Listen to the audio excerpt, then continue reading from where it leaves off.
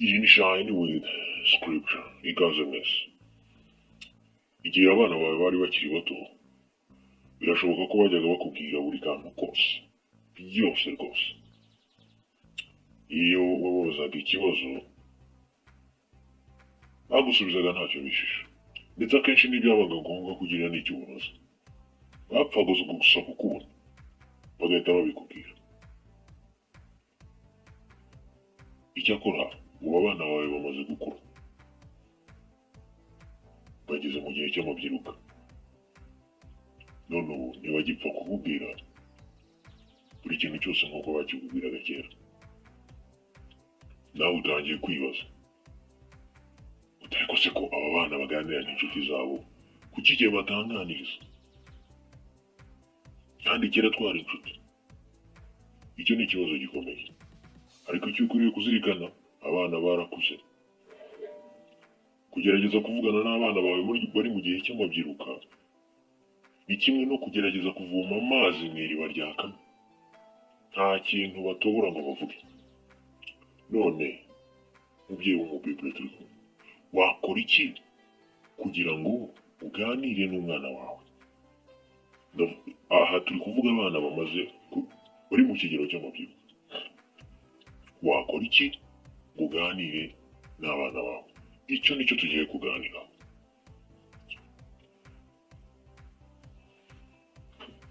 Nujya ubona abana bawe bageze muri icyo kigero, ni ukuvuga mu kigero cy'amabyiruka, bari aho batuje kandi bacecetse, ntukumve ko bakwanze cyangwa se ko badashaka kubinjirira mu buzima. Oya, ntukumve ibintu gutyo. Impamvu ni ukubera ko ubu nibwo bagukeneye cyane kurushaho. Uramutse wumvise rero ko bakwanze cyangwa se badashaka kubinjirira mu buzima, nawe ukabareka, waba ubahanye. Kandi rwose isi yabasamira mu biganza byayo, ikabakoresha icyo ishaka. Ntugate abana bageze muri icyo gihe batagishobora kuvuga byinshi, baba bacecetse, badashaka gutanga amakuru ahagije, wibasiga, wibatererana, kubera ko nicyo gihe bagukeneye nk'umubyeyi, kurusha ndetse n'ikindi gihe cyose bagukeneye. Hari ikintu ukwiriye kumenya hano. Reka tugendere ku bushakashatsi. Mwibuke ko turi gukoresha inyandiko ya Jean-Marc. Tugendeye ku bushakashatsi bwakozwe, bwagaragaje ko abenshi mu ngimbi n'abangavu bagiha agaciro inama z'ababyeyi babo kuruta iza bagenzi babo cyangwa izo basanga mu binyamakuru.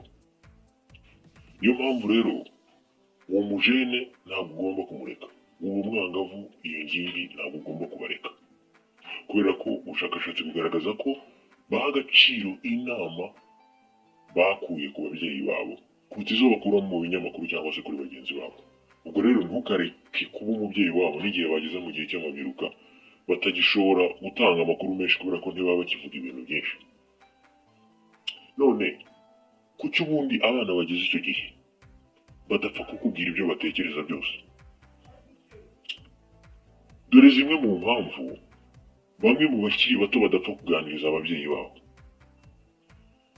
Turagenda ku bana bavuzwe, ku ngimbi n'abangavu, abakiri bato bari muri iyi ngingo, banditswe muri iyi ngingo. Ibyo bagiye bavuga bitandukanye bituma batagitobora cyane ngo bavuge. Ni bamwe muri bo, gusa hari n'izindi mpamvu zishobora gutuma batavuga. Hari nk'uwitwa Andrew yaravuze ati, mbona bitoroshye kuganira na papa kubera ko afite byinshi ahugiyemo, haba ku kazi no mu itorero, ni ukuvuga aho basengera. Mbona nta gihe gikwiriye kijya kiboneka cyo kuganira nawe. Andrew we yabonaga papa we ahora ahuze. None wowe mubyeyi w'umubibure, tugendeye ku byo Andrew yavuze, ese waba waratumye abana bawe babona ko uhuze cyane ku buryo mudashobora kuganira?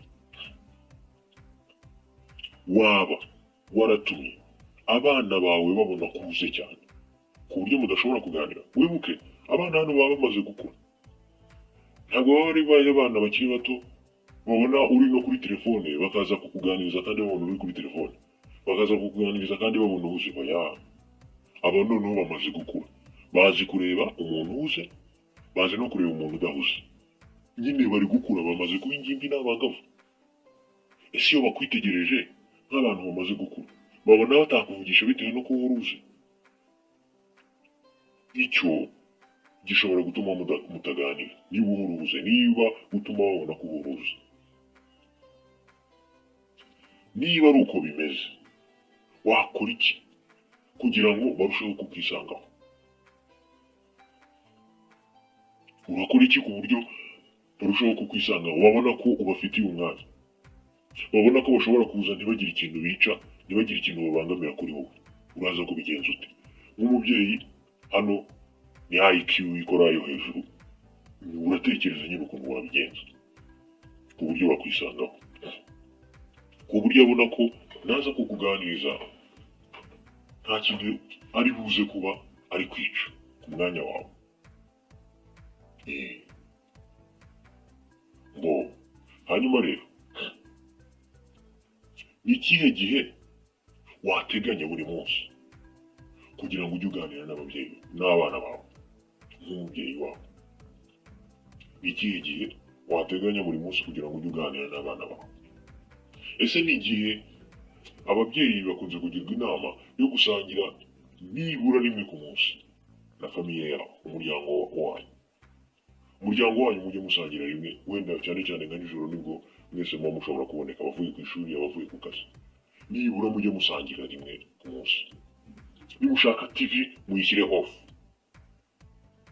TV muzimye, murye muganira, na nyuma yo kuva ku meza mukomeze muganire uko mushoboye.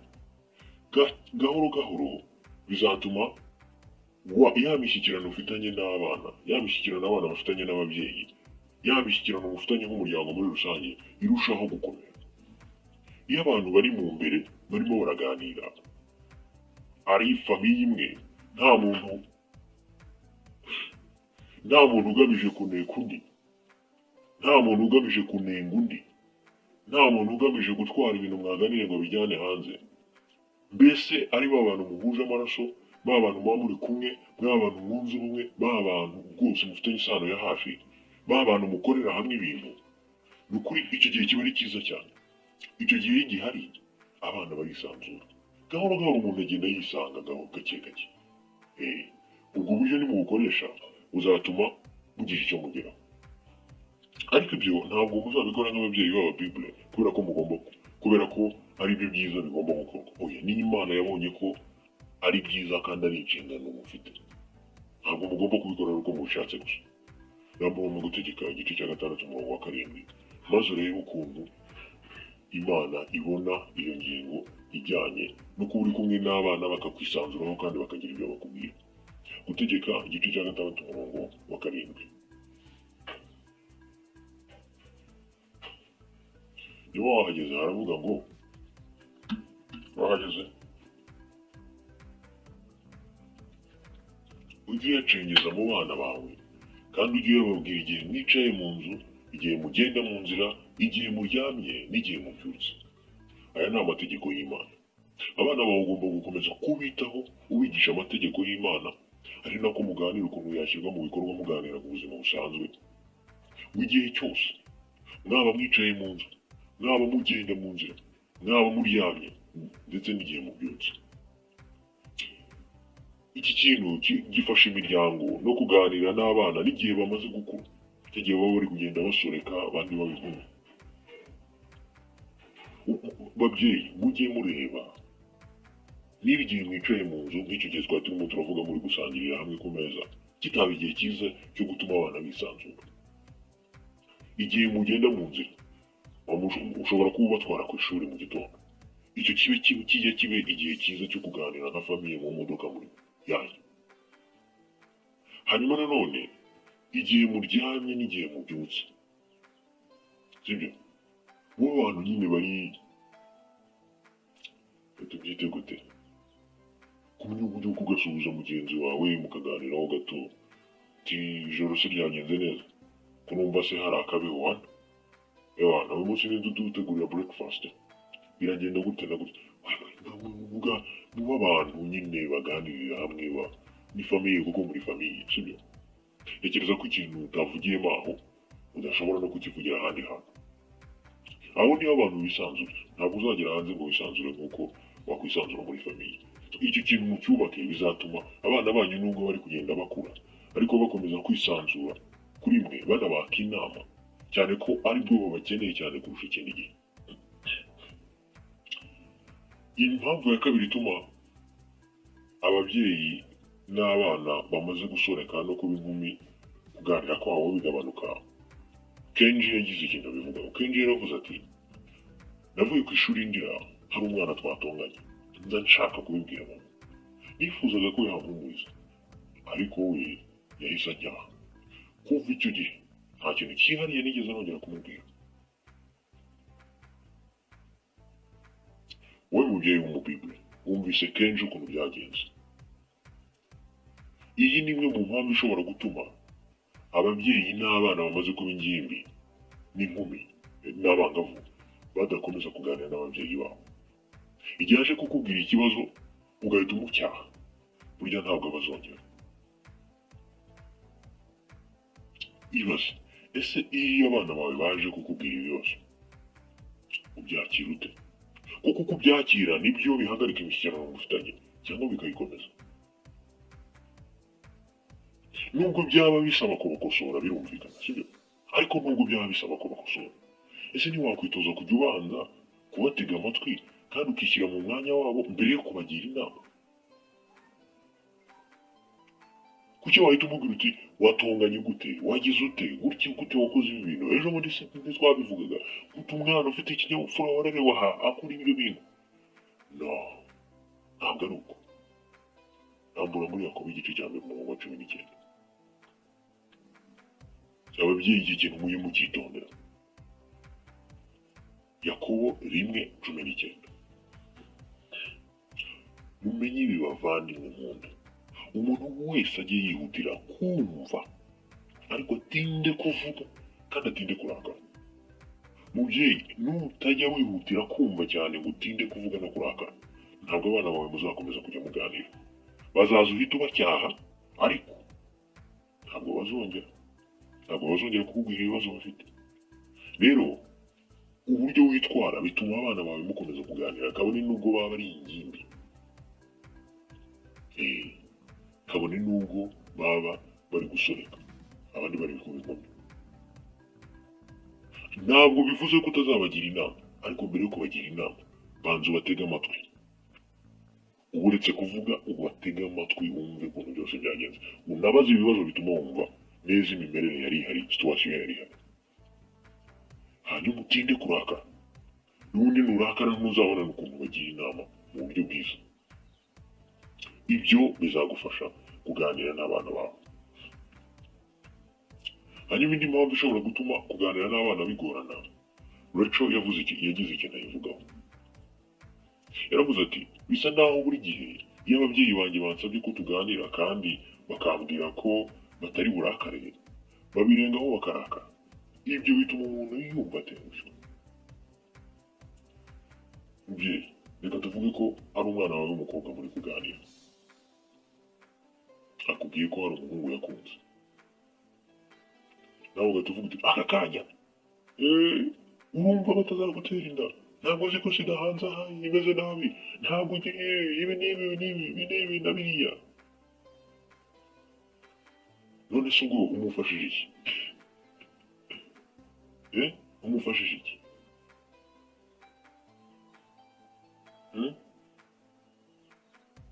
mwavuganye ko utari burakare none birangiye muganiriye urakaye uwo mwana utengushye gutyo nta kintu muzongera kuvugana none se ko hari ibintu umwana avuga bigakurakaza uzakora iki kugira ngo utarengera ntabwo yabikubwira ibintu nk'ibyo guseka ariko nanone nuburakara n'icyo utazakora ngo urengere imigani igice cya 10 umurongo wa 19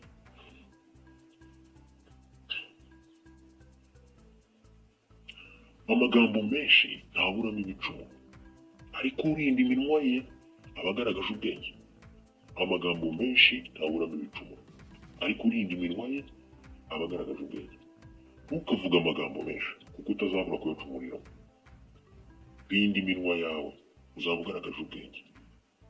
Irinde kugira icyo uvuga, irinde kuzana ibintu byo kumusomera disikuru. Oya, niba akubwiye ngo icyo kibazo twari turimo turavuga hejuru, kuki utabanza kumubwira ko ari byiza amaze gukura, ukamusobanurira ko gukunda ari icyifuzo twese twaremanywe, ukanamubwira ko kizatuma yubaka urugo kuko agomba gushaka n'umugabo akunda cyangwa umugore akunda, ukamubwira ko ari byiza cyane, ariko ukamwereka igihe cyo gukunda cya nyacyo, n'uwo agomba gukunda, n'uburyo agomba kubikoramo kugira ngo bitazamukomeretsa umutima, ahubwo bigatuma agira ubuzima bwiza. Nimucira yiteka. Niba akubwiye ko igihe runaka ajya yumva ashaka gukora imibonano mpuzabitsina, kuki utamubwira ko cyari icyifuzo cyiza Imana yaturemanye, ariko tugomba gukoresha mu gihe cya nyacyo ndetse no mu buryo bwa nyabwo, dufite n'intego ya nyayo, aho kugira ngo ujye hariya ugire. Oya, ababyeyi mumenye kuganira n'abana banyu. Niba asimbuka, ibyo bizabafasha gukomeza kumenya ukuntu muganira nabo.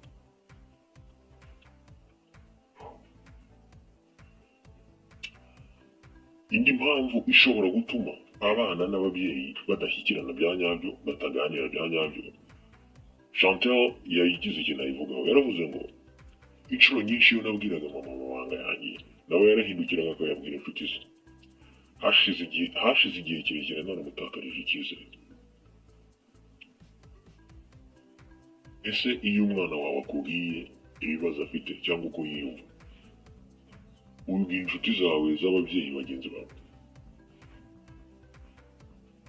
Iri kosa niba wajya kubikora, rireke.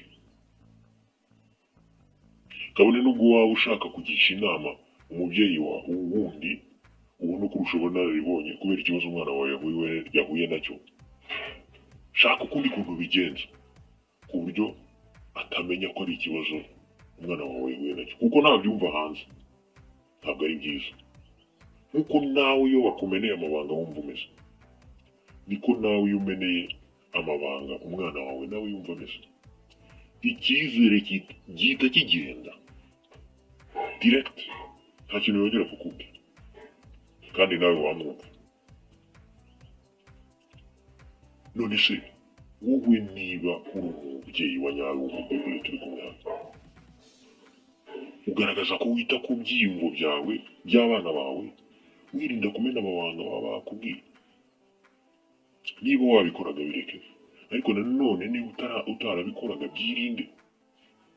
Mu migani igice cya 25:9 hari ikintu havuga ku bijyanye no kumena amabanga. Haravuga ngo ikiranure na mugenzi wawe kandi ntukamena ibanga ry'undi. Ntukagira ute? Ntukamena ibanga ry'undi. Indi mpamvu ishobora gutuma ababyeyi n'abana kuganira bigorana cyane cyane abageze mu gihe cy'amabyiruka, Courtney yayivuzeho. Yaravuze ngo hari ibintu byinshi nifuza kuganira n'ababyeyi banjye, njye mba nkeneye gusa ko batangira ikiganiro. Ahangaha hahita hazamo gutangira ikiganiro. Hari abana kenshi baba bakeneye ko ugira ikintu utangiza, wo gutangiza ibiganiro hari igihe biba bigoranye, ariko iyo ukomye imbarutso aba ashobora kukubwira. Ese mubyeyi w'umugore turi kumwe, ushobora gufata iya mbere ukavugisha umwana wawe ugeze mu gihe cy'amabyiruka, ukamenya gutrigaringa ibitekerezo bye ku buryo agira ikintu avuga. Ese ni ikihe gihe cyiza cyo kuganira nawe? Ni igihe avuye ku ishuri, ni muri weekend mwagiye gutembera, ni igihe muri gusangirira ku meza, ni igihe muri kureba movie, ni igihe mwasohotse.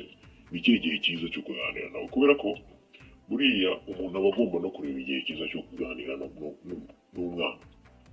Mubwiriza igice cya 3:7 abivuga neza. Haravuga ngo hariho igihe cyo gutanyura n'igihe cyo kudoda, igihe cyo guceceka n'igihe cyo kuvuga muri rusange. Rero ujye umenya ko hari igihe cya nyacyo cyo kuganira n'umwana wawe kandi bikagira ingaruka nziza. Ngizo impamvu zishobora gutuma mwebwe babyeyi bibagora kuganira n'abana banyu cyane cyane mu gihe bageze mu gihe cy'amabyiruka. Nk'uko twabibonye bakiri bato barakubwiraga atari na ngombwa kubabaza, ariko uyu munsi barakuze ntabwo bagipfa kuvuga ibintu byose babonye, ntabwo bakiri babana. Ibyo uba ugomba kubimenya, ariko nanone si igihe cyo kubata ngo nuko bitakikuganiriza ahubwo biganiriza inshuti zabo bangana. Ntabwo ari igihe cyo kubata, ahubwo ni igihe cyo kurushaho kubegera, kuko nicyo gihe bagukeneye cyane kurusha ikindi gihe. Nanone ubushakashatsi bwagaragaje ko abana bita cyane kandi bagaha agaciro inama bahabwa n'ababyeyi babo kuruta izo babona mu binyamakuru ndetse n'izo bahabwa na bagenzi babo. Rwose ntukabate, ahubwo komeza ushaka ukuntu waganira nabo. Hari impamvu twumvise zishobora gutuma ababyeyi n'abana bigorana ko baganira mu gihe bageze mu gihe cy'amabyiruka. Izo mpamvu wazumvise kandi wumvise n'uburyo ushobora kubikemura. Urugero, abana iyo uhora uhuze barabibona, ntabwo bakiri babana bazi uri no kuri telefone, bazi uri no mu bindi bintu bakakuvugisha kandi babona ko uhuze. Ntabyo baba babona, nta n'icyo baba bitayeho, ariko baba bamaze gukura, bazi kureba umuntu uhuze ku buryo bashobora kumuvugisha cyangwa se ntibamuvugishe. Ibyo barabizi. Rero ntukere abana bawe bashakira umwanya, wibereka ko uhora uhuze, kuko nuhora uhuze nabo bazakwihorera. Nanone igihe umwana wawe ashaka kuza kukubwira ikintu yahuye nacyo cy'ikibazo, gushakira umwanya nubwo waba uhuze bizagufasha. Nubwo byaba bisaba ko umukosora ako kanya, banza umutege amatwi, banza umutege amatwi. Nanone niba mugiye kuganira iyemeze kutarakara, wirakara. Niba wumva warakaye, ceceka amagambo yawe make, urinde iminwa yawe kugira ngo utaza kumutombokera. Niba ari inama ugomba kumugira, uzamugira inama utabanje kumva neza imimerere arimo, banza wumve, banza umwumve, umutege amatwi. Ibyo bizagufasha. Nanone ibintu umwana yakuganirije wimena amabanga, wimena amabanga. Numena amabanga nta kintu azongera kukubwira. Nanone shaka igihe uganire n'abana bawe, umenye ukuntu utangiza ibiganiro, umenye ukuntu utrigaringa amarangamutima ye, umenye ukuntu uzamura nyine ibitekerezo bye ukoresheje ubwenge nk'umubyeyi kugira ngo ubashe gutuma avuga. Mubyeyi turi kumwe mu Bible, dushyiraho imihati kugira ngo uganire n'umwana wawe, bizakugirira akamaro. Hari umukobwa wo mu Buyapani ufite imyaka 17 witwa Junko, yaravuze ati, rimwe nabwiye mama ko numva nisanzuye ndi kumwe n'abanyeshuri bagenzi banjye kuruta iyo ndi kumwe n'abandi bakristo. Bukeye bwaho ku kameza kanjye nahasanze ibaruwa mama yari yanyandikiye. Iyo baruwa yambwiye uburyo nawe yigeze kumva yarabuze inshuti mu bakristo bagenzi be. Yanyibukije abantu bavuga muri Bibiliya bakoreye Imana mu gihe nta wundi muntu wari uhari wo kubatera inkunga. Nanone yanshimiye imihati nashyizeho kugira ngo nshake inshuti nziza. Natangajwe no kumenya ko atari njye jyenyine wahanganye n'icyo kibazo. Mama nawe byamubayeho. Kubimenya byamuze ku mutima cyane ku buryo narize. Natewe inkunga cyane n'ibyo mama yambwiye, bituma ndushaho kwiyemeza gukora ibikwiriye. Mama Junko urumva ukuntu yabigenje. Nawe menya uburyo ugomba gushyikirana n'umwana wawe igihe akubwiye ikibazo.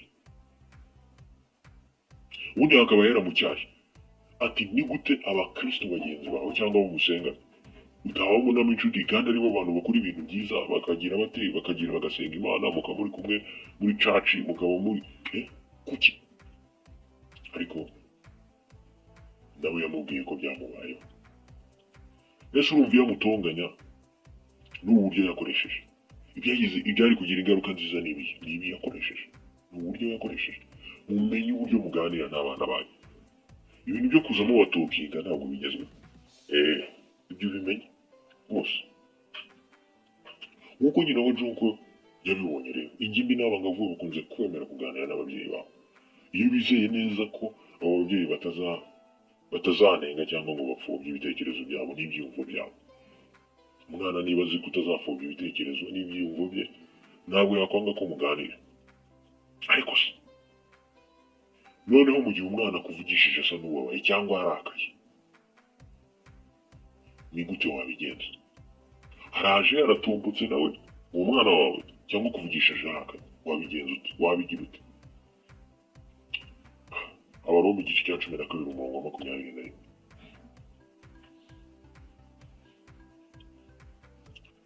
Ntimukemere kuneshwa n'ikibi, ahubwo ikibi mukomeze kukinesheje icyiza. Ntukemere kuneshwa n'ikibi, ahubwo ikibi kinesheje icyiza. Wimusubiza umutombokera nawe. Ikibi ntabwo waba ukinesheje icyiza, ahubwo neshesha ikibi icyiza. Petero wa mbere igice cya 2 umurongo wa 23. Yaratutswe ntiyasubiza, igihe yababazwaga ntiyakangishije, ahubwo yakomeje kwishyira mu maboko y'uca imanza zikiranuka. Yaratutswe ntiyasubiza. Uwo ni Yesu. Nawe bigenze nk'uko Yesu yabigenza umwana aramutse atumbutse ahari. Nubwo bisa n'ibigoye, musubize ku buryo nawe abona icyitegererezo cy'uburyo umuntu wo mu kigero cye yagombye kuvuga n'ayo magambo yagombye gukoresha. Uzaba umuhaye urugero rwiza.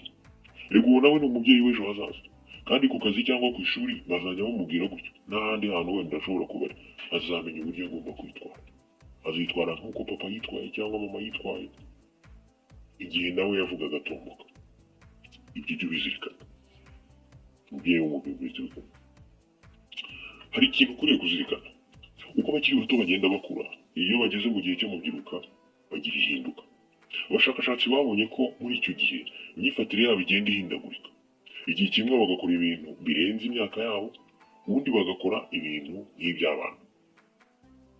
Icyo ni cyo ubushakashatsi bwagaragaje. Uko bagenda bakura, rimwe bakora ibintu birenze iby'imyaka yabo by'abantu bakuru, hanyuma ubundi bagakora nk'iby'abana. Ibyo ni ubushakashatsi. Nijya ubona umwana ameze gutyo, ibyo ujye bizirikana ko ari uko nguko mu mibiri yabo ikora. Ikibazo: uzakora iki nubona umwana wawe yitwara atyo, cyane cyane akora ibintu nk'iby'abana bidahuje n'ikigeragezamo?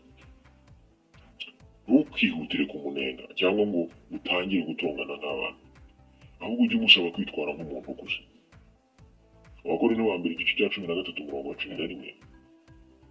Avuga ngo nkiri uruhinja navugaga nk'uruhinja, agatekereza nk'uruhinja, nkibwira nk'uruhinja. Ariko ubu ngubu namaze kuba umugabo, nikubiyemo imico nk'iy'uruhinja. Iyo ufashe umwana wawe gutekereza, umusabe kwitwara nk'umuntu ukuze, ibyo uzabigenza ute? Tuvuge ko umusore cyangwa umukobwa wawe atangiye kwitwara nk'umwana, maze akakubaza ati ariko kuki uhora ungenda? Ibyo bishobora gutuma umusubizanya uburakari. Iyo ubigenje utyo, ibyari ibiganiro bihagarariraho, kandi ushobora no gutangira gutongana nawe. Aho kubigenza utyo rero, ushobora kwivugira gusa uti ese ibyo nkubwiye byakubabaje? Ese ntibyaba byiza tubiganiraho ikindi gihe umaze gucururuka? Icyo gihe ukemuye neza icyo kibazo, ubwo noneho wamushyizeho urufatiro rwo kuganira aho kongera gutongana. Ngibyo ibijyanye n'ukuntu waganira n'abana bawe. Nizere ko ibi bitekerezo bigufashije. Jya uzirikana ko hari uburyo ugomba kuganira n'abana bawe, kandi jya uzirikana ko abana bawe mu gihe bakuvugishije basa n'abarakaye, ni igihe cyiza cyo kubereka ukuntu umuntu yagombye kwitwara mu gihe ibyo bintu bimubayeho. Nanone jya uzirikana ko bashobora kwitwara nk'abana. Ibyo byose bizagufasha kumenya ukuntu waganira n'abana bawe. Birashoboka ko hari ikintu tutavuzeho wenda gishobora gufasha abandi bantu mu bijyanye n'icyo wakora kugira ngo uganire n'umwana wawe. Gishyire icyo kintu muri komenti, kiradufasha twese muri rusange twige tugendeye ku byo twize, ariko tunagendeye ku bunararibonye bwawe ufite nk'umubyeyi, cyangwa se nk'uko ubyumva ukuntu byagenda, ukuntu waganirizwa niba uri urubyiruko, niba uri umubibure w'urubyiruko. Ese mwe babibure b'urubyiruko mwifuza kuganirizwa gute n'ababyeyi banyu? Ibyo nabyo nimubishyire muri komenti, ababyeyi bashobora kubireba bakabikuramo ibitekerezo byabafasha kuganira namwe neza. Kora like niba ibi wabikunze, hanyuma ariko nanone kora subscribe aho hasi kugira ngo dukomeze twaguke. Ndaje mu kanya.